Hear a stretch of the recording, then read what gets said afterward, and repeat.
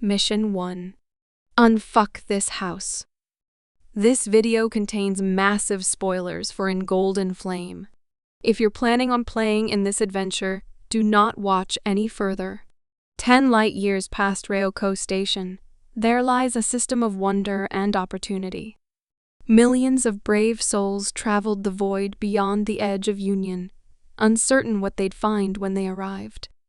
Life was hard on that rugged frontier, but with ingenuity and courage, they rose to meet the challenge of the day. They built a better tomorrow. They built Calliope. Now, it's your turn. Calliope is waiting for fearless individuals ready to help the system take its next step towards greatness. Calliope needs visionaries. Calliope needs leaders. Calliope needs the dedicated and the bold, those who don't back down from a challenge, who relish the reward of honest, hard work. Calliope needs you. Do you have what it takes to journey to the frontier? To be a part of humanity's next great venture? Contact your local Calliope project recruiter today and take your first step into a bright new future. The Calliope Project. Our many hands shall build heaven here. Calliope Project Recruitment Reel 4727U. Briefing. The task before the PCs is simple but vital. Handle the immediate issues facing the station, then get to work on the bigger tasks. Goal. Stabilize the situation on the gate. Fix urgent problems as they occur. Find a replacement part for the printer. Stakes. If the PCs are unable to fix the gate's many issues, the situation on the station will deteriorate rapidly as its inhabitants become desperate. Reward. Jerry will spend enough of his operational budget to enable the PCs to advance to license level 1. Reserves? Are you kidding? We're running on fumes as it is. Outfitting. A lot of this mission will take place in zero gravity. Depending on your decisions on that subject, ensure the players know what considerations they need to make for this. This might involve installing EV systems on their mechs prior to rolling out. Choosing a task. Option 1. The station needs more food, and unfortunately, the only place it can acquire the required quantity on short notice is Impact Dynamics. Jerry asks the players to escort a freighter, as he suspects Impact Dynamics will not play fair. If the group chooses this option, go to Beat 3, Snack Run, page 83. Option 2. Perhaps aware of the gate's dire situation, a small group of opportunistic pirates is lurking a couple of light seconds out.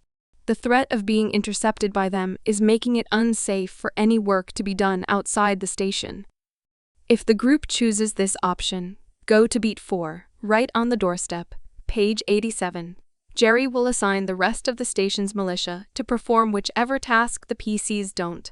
There's not enough time for them to accomplish both on their own. The militia should be able to handle escorting the freighter, as long as the players focus on cleaning out the nearby pirates. Alternatively, the militia could take care of them while the players focus on the freighter. Jerry makes it clear that while he trusts the militia to get a job done, the PCs are his team. He trusts them to get a job done faster, smoother, and with fewer losses. Follow-up. Once the PCs have dealt with whichever problem they chose to solve, they have time for a rest, but not a full repair.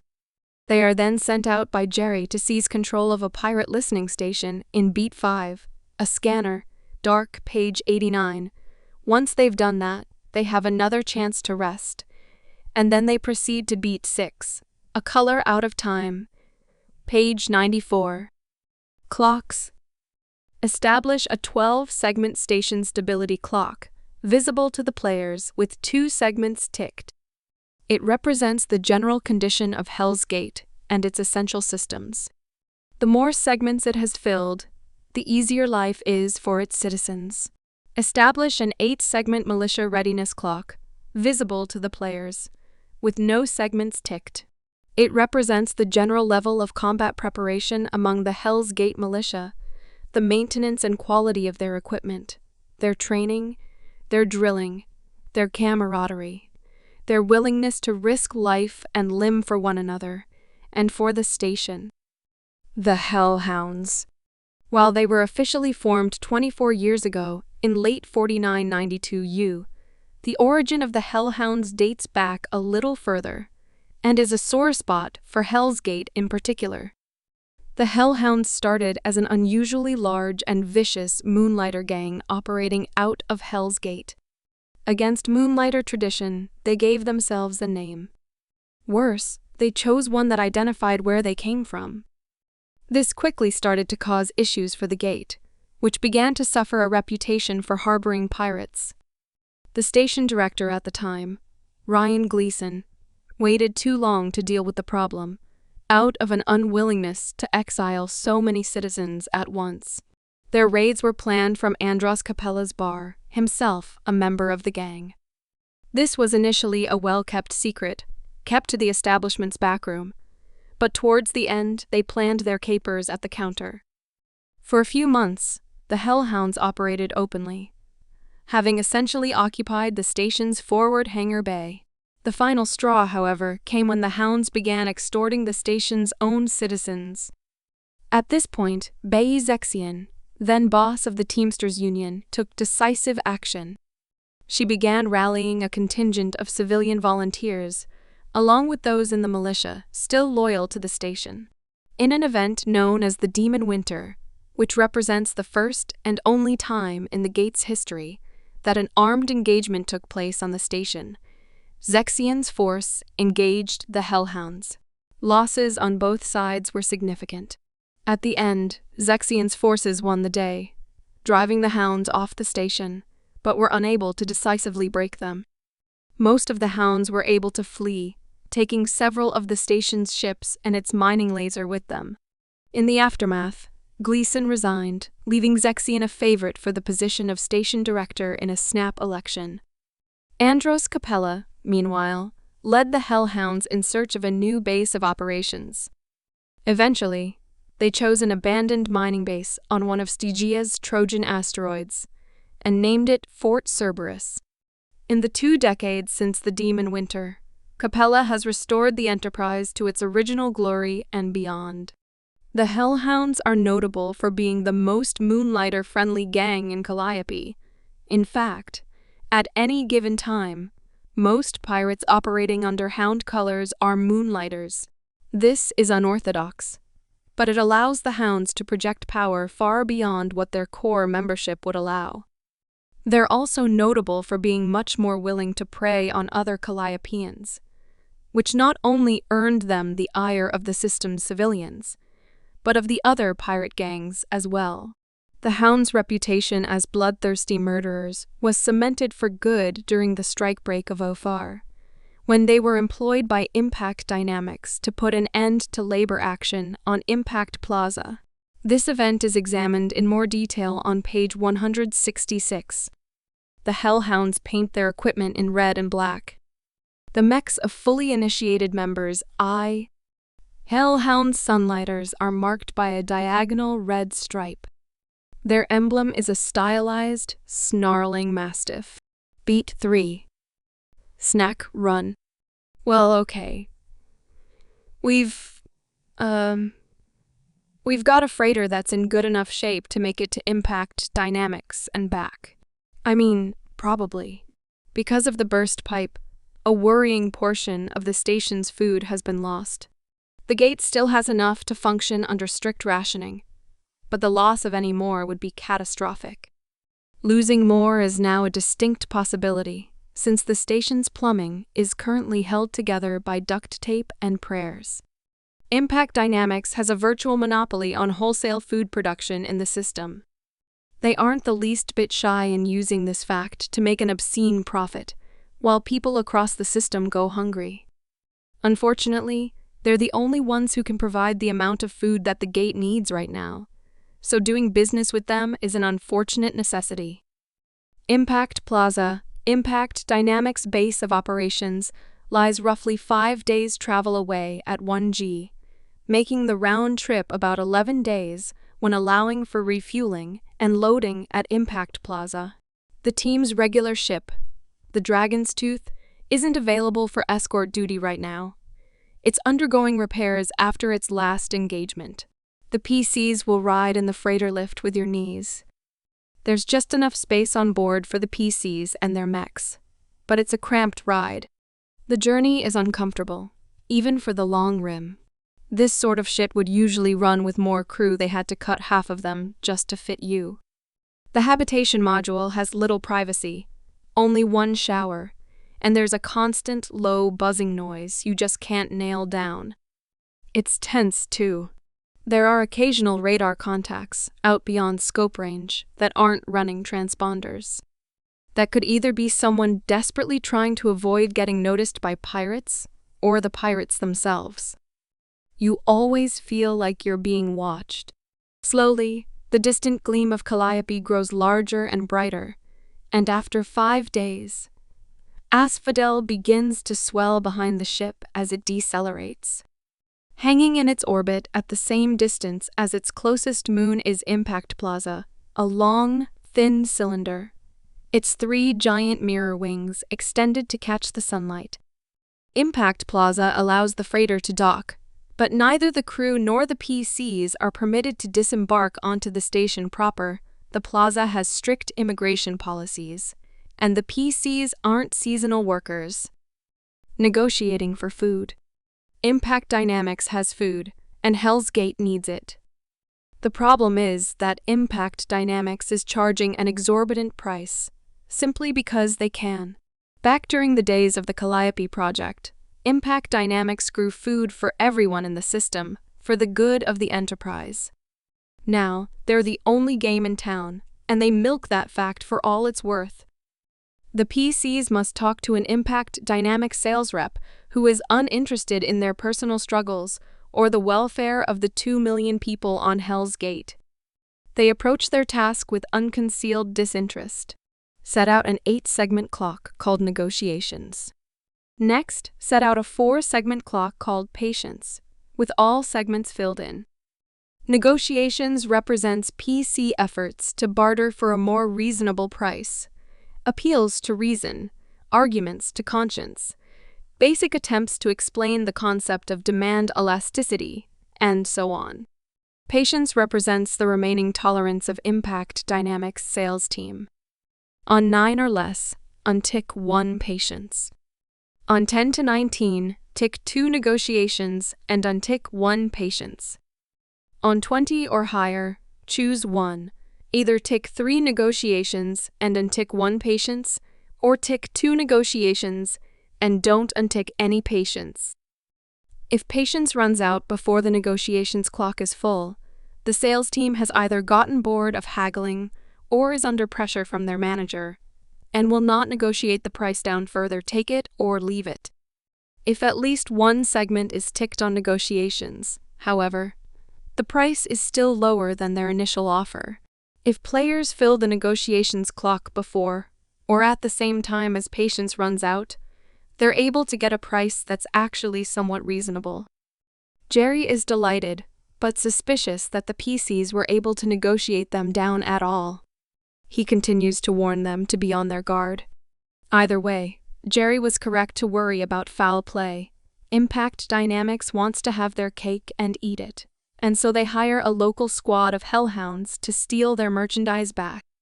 After the freighter has undocked and flown a few 100,000 kilometers out, just far enough from the station for it to be deniable, the pirates ambush the freighter.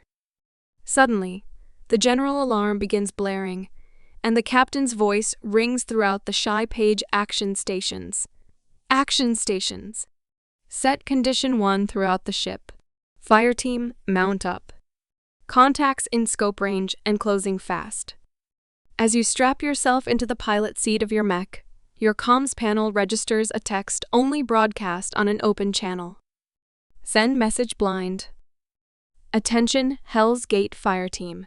Let's not mince words here. Impact Dynamics wants their food and Capella wants your head. But if we get the food, we don't really care about your bounty. We can fight about it if you want.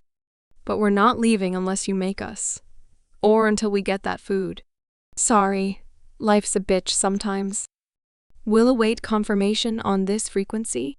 We will assume silence means violence.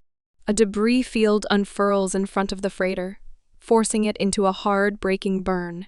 Stray fragments of rock and metal start to bounce off the hull of the ship, and your mechs. The PCs have a moment before combat to negotiate terms of engagement with the pirates, or surrender, if they feel so inclined, for pirates. These ones are remarkably reasonable. They don't want to hurt anyone, they just want to get paid. They aren't willing to back off, but they will happily agree to aim for a less lethal fight where pilots aren't targeted. Make sure players know that breaking agreed terms will mark the PCs as dishonorable. Combat. Spitting distance.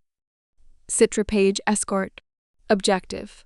One freighter size 4, 40 HUP, provides hard cover to adjacent allies. Enemy forces. For 3 PCs, 1 veteran spacer cataphract with charge, concussion gun, and lightning reflexes, 1 spacer archer with covering fire, 1 spacer berserker, 1 spacer squad. For 4 PCs, plus 1 spacer assault with gravity rifle. For 5 PCs, plus 1 commander spacer hive with quick march. Reinforcements. For 3 to 4 PCs, 2 grunt spacer cataphract, 2 grunt vehicle barricades with flyer. For 5 PCs, 2 grunt spacer berserkers, 2 grunt spacer assault. Details. The PCs must escort the lift with your knees out of the engagement zone. The pirates were contracted to seize the freighter's contents, not destroy it. This battle occurs in transorbital space, close to the edge of Asphodel's sphere of influence. There is no gravity here. Mechs operate according to the 0G combat rules. Lancer, page 63. Scatter elements of size 1, size 2, and size 3 cover across the battlefield. This represents scrap metal, wreckage, rock, and other debris the pirates have thrown in front of the freighter to impede its progress. Make sure the players know that they need to start their turn next to the escort target, and that it only follows their standard move. Advise them that they might want to set up a daisy chain, but also make sure they know they have 8 whole turns to pull the escort off. The cataphract is a dangerous, highly mobile enemy. They can use their standard movement, boost, and charge actions to close distance and reposition. If possible, it will line up its movement so as to intersect as many PCs as possible, dealing damage via its trample trait. Once it's close to the PCs, it will use its concussion gun to knock them off the objective. As a veteran, the cataphract won't necessarily be destroyed when reduced to 0 HP, but it might be, if it gets a poor result on its structure damage roll. If your players are new to Lancer, make sure they understand how enemies with additional structure work. The Berserker can use its boost and avalanche charge to rapidly close distance and attack in the same turn. Stampede defense makes it very resilient to damage, but PSCs can easily shut this down by using Invade. Their aggression trait makes them dangerous up close, but can also be a liability to their allies. The squad is a swarm of pirates in hard suits. It's capable of putting out a lot of damage in a turn if it uses barrage, being able to make 3 attacks. Make sure players know that it has resistance to damage from single target attacks. Now is a good time for area damage, if they have it. If present, the assault can use its gravity rifle to pull PCs off the objective. It will use its hunker-down reaction to mitigate the damage of powerful attacks. The reinforcement grunts will serve mostly to occupy the PC's time and provide a target-rich environment, distracting from the more resilient targets. Make sure your players know how grunts work, namely that dealing any damage or heat will destroy them instantly. Outcome: PC defeat. If the PCs surrender, are defeated, or are unable to get the freighter out of the engagement zone before the timer runs out, pirates swarm the freighter and force it to drop its food crates. Once it's done, the pirates, true to their word, just scoop them up and go. The freighter can then retrieve any stranded PCs, but Hell's Gate is now low on food and low on money. Untick a segment on the station's stability clock. PC victory. Send message blind. Well fought. Guns cold.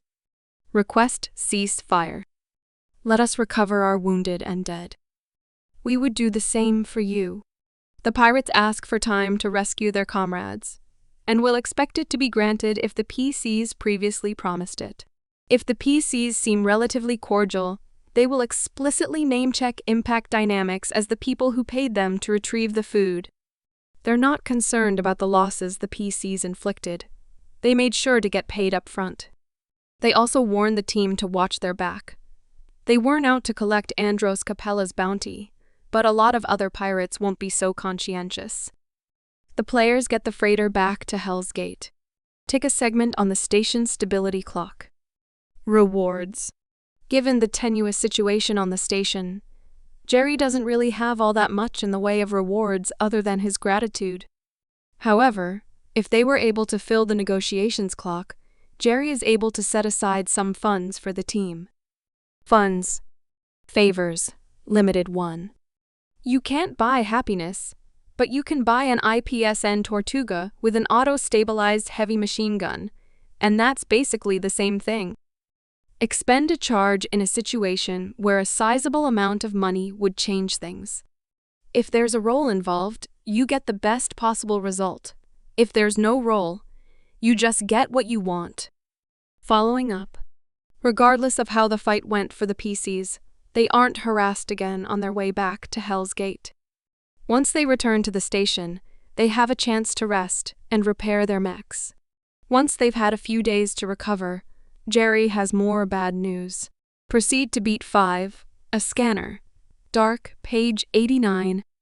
Beat 4, right on the doorstep. Pirates, apparently aware of the station's woes, have started loitering uncomfortably close to the station. This is a problem for 3 reasons. Firstly, it means that the PCs can't be sent off on any long-term missions. Secondly, it means none of the station's mining crews can go out. Thirdly, it means traders can't leave the station to barter. There is an easy solution to all 3 of these issues. Get rid of the pirates. The militia commander, Zinfandel Dijon, has some ideas on how to do this. Don't worry, kiddos, I've got a plan. Zinfandel Dijon, the station's boisterous militia commander, smirks as they lay out a concept for you. A map of Stygia's orbital neighborhood clutched in one of their massive hands. If we just spit you out the docking slot, they're gonna know we're sending someone, and they're gonna run away from you. Then they'll slink back later, not ideal. But what if we hide you guys in a freighter? They'll get in close enough to grab stuff from it, and then you pop out. Since I'm taking a big detachment out to escort the freighter, they'll probably back off for a while. Wait until we're at least a couple of days under thrust. At that point, we won't be able to turn back fast enough to help you, and they'll know it. Zinfandel Dijon is a no-nonsense tactician who likes simple plans and clean fights. Any scheme that has too many moving parts or points of failure will make them turn their nose a page the hide mechs in a freighter plan, is a perfect example of the sort of work they do.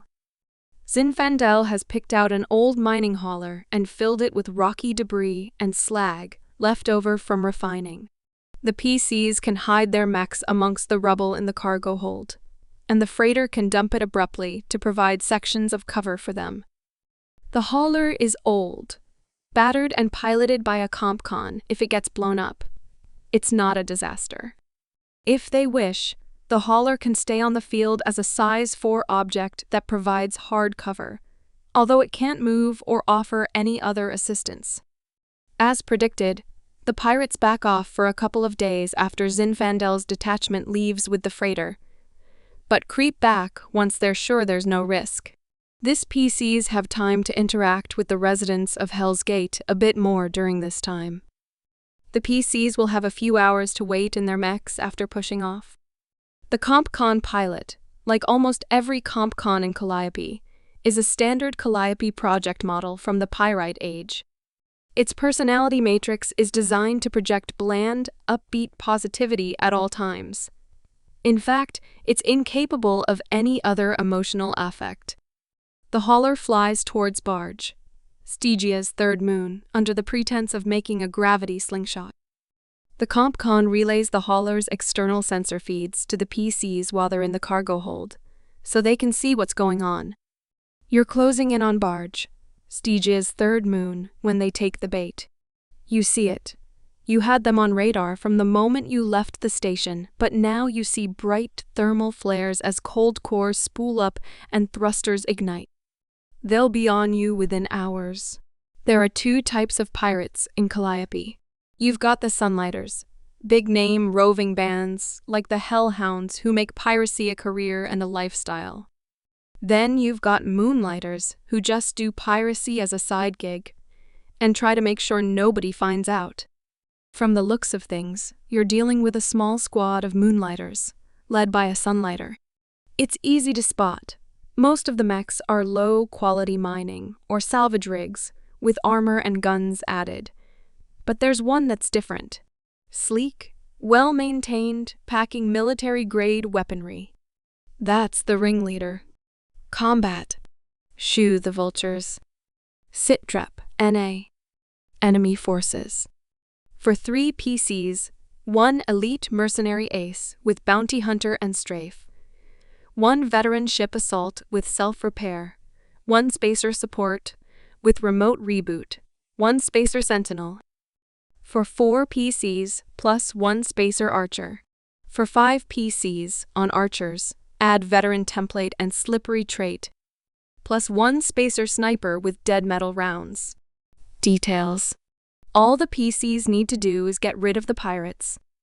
All enemies must be defeated or forced to retreat. The pirates are looking for easy pickings, not a brawl with the station's militia, so driving them away won't be especially difficult. The ace is an elite, and so gets 2 turns every round. Make sure the players understand this. The ace is also a bounty hunter, and is pursuing a price on the head of one of the PCs. Decide which of the PCs it makes the most sense for this to be. The ace will prioritize taking out that character. You can use this character as an opportunity to remind the players that their backstories are meaningful. The support can use its restock drone to repair damaged allies, remote reboot to remove conditions, and its sealant gun to disrupt the PC's movement. Remember that if the support has nothing else to do, it can grapple a PC to disable their reactions and halt their movement, lock on to support its allies, or invade to increase a PC's heat and inflict impaired. The ship assault will try to stay out of CQB combat and will retreat if it takes structure damage.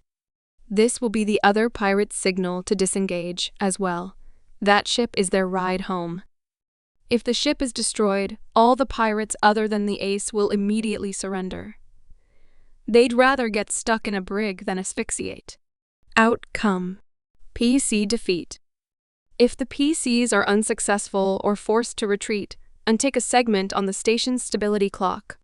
The pirates continue to intimidate the station and its inhabitants until the rest of the militia return from fetching food.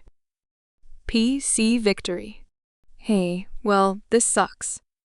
Listen, guys, I know how this sounds, but can you help us out? No hard feelings? Tick a segment on the station's stability clock. If their ship is still intact, the pirates ask for a ceasefire in order to pick up the stranded pilots of any mechs that the PCs destroyed. The PCs are under no obligation to grant this, and the remaining pirates won't press the issue, but the only other option is to take prisoners. If their ship isn't intact, any surviving pilots will request rescue, even if it means they're taken prisoner. Rewards. If the PCs manage to take some prisoners, Jerry is later able to convince some of them to accept a shot at redemption. A shot at redemption. Favors, limited one. Captured pirates are often sentenced to community service, and it just so happens that the service the community needs right now is dealing with pirates. Sometimes, the universe has a beautiful symmetry. Expend a charge at the start of a fight. A friendly spacer support with remote cloud shows up to help you for the rest of the fight. Following up. The PCs aren't very far from the station, and once they get back, they have a chance to rest and repair their mechs. Once they've had a few days to recover, Jerry has more bad news. Proceed to beat 5, a scanner, dark, page 89,